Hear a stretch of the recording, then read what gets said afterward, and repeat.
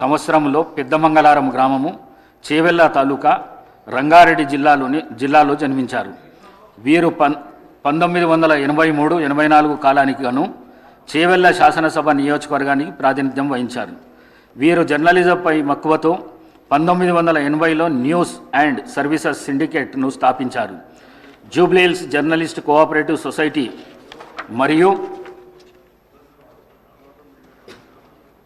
Press club of Hyderabad అధ్యక్షులుగా పనిచేశారు.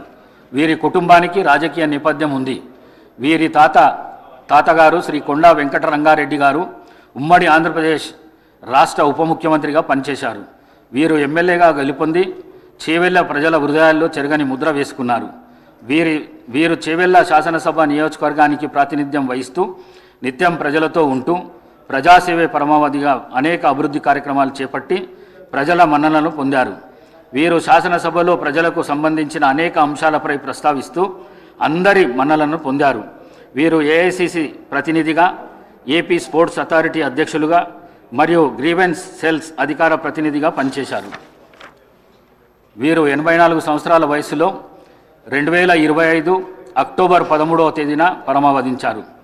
శ్రీ రామరెడ్డి దామోదర్ రెడ్డి మరియు కొండా లక్ష్మారెడ్డి గారుల ఆత్మకు శాంతి చేకూరేందుకు గాను 2 నిమిషాల పాటు మౌనం పాటిస్తాం.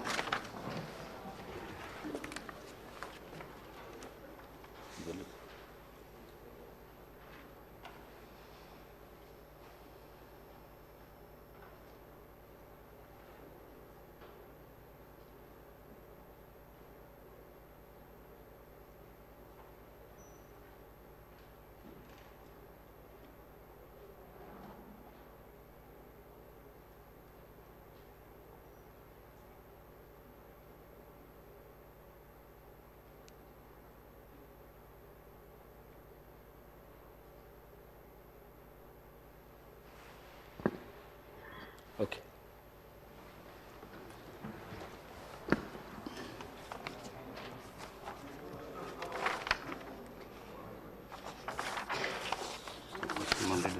రామ్మోహన్ రెడ్డి కాంగ్రెస్ వచ్చి మిగతా తీసుకొస్తారు.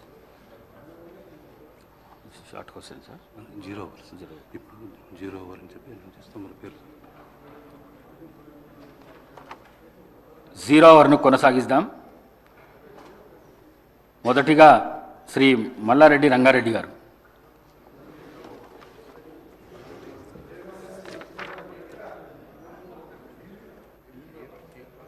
శ్రీ టి రామ్మోహన్ రెడ్డి గారు.